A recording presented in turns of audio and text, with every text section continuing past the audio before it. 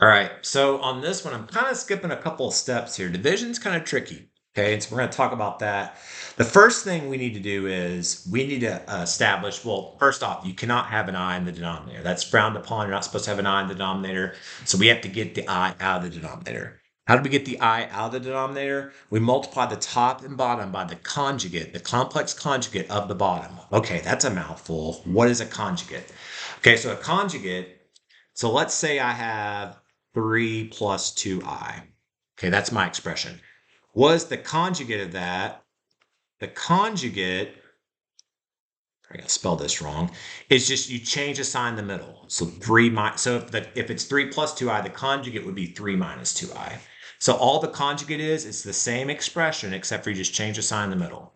Okay, so if I had, let's say negative 5 minus 3i. The conjugate of that would be negative 5 plus 3i. So you just change the sign of the imaginary part there. Okay, so that's how you find the conjugate. Okay, and I think, I don't know if I might write my note here. Change the sign in front of I. Okay, I'll just make that note there. It's in here, but I don't know if it's super clear. You see how they just changed the sign in front of I. Okay, so now let's look at this. So 5 plus 4i times 4 minus I. So I got to get rid of this. So I'm going to multiply the top and bottom by the conjugate of the bottom. What's the conjugate of 4 minus I? 4 plus I. Okay, so I'm going to multiply the top and bottom by the conjugate of the bottom. Okay, so now it's going to be kind of two parts here. It's going to get a little messy. So let's go to the top part. Okay, so 5 plus 4i times 4 plus I. I don't know why my pluses look like i's there. I apologize. So I'm going to multiply this out. So I'm going to do 5 times 4, which is 20.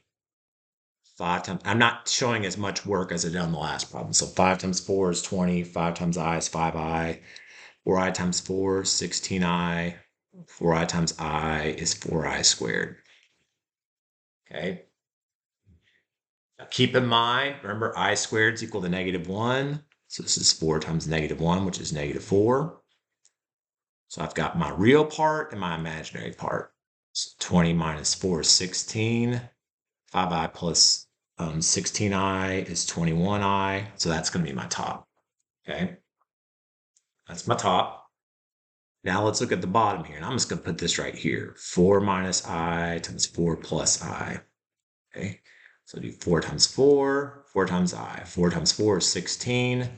4 times I is 4i. Negative I times 4 is negative 4i. Negative I times I would be negative I squared. Okay. Negative I squared. I squared is negative 1. Negative times negative 1, that's going to be 1. So 16 plus 1, 17. And then 4i minus 4i, well, that cancels. And that's the whole purpose. When you multiply by the complex conjugate, the middles end up canceling. So this is right here was the top. I'll label this. This is the top. This is the bottom. So therefore, my answer, well, not completely yet. There's a couple little issues we got to address. First off, I'm going to put this on the top, this on the bottom.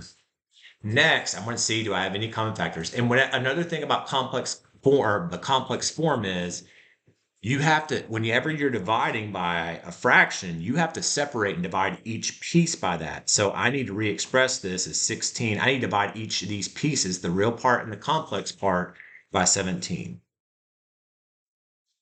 So I'm going to divide the real part and the complex part by 17. Okay. Now I see, will these have any common factors? No, not there, not there. So I'm done.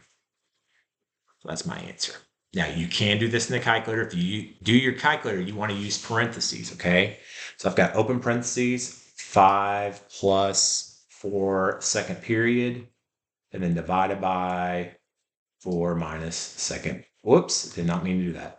4 minus second period. And then you get this junk here, but what you can do is you can press math, enter, enter, and you get the answer. Okay.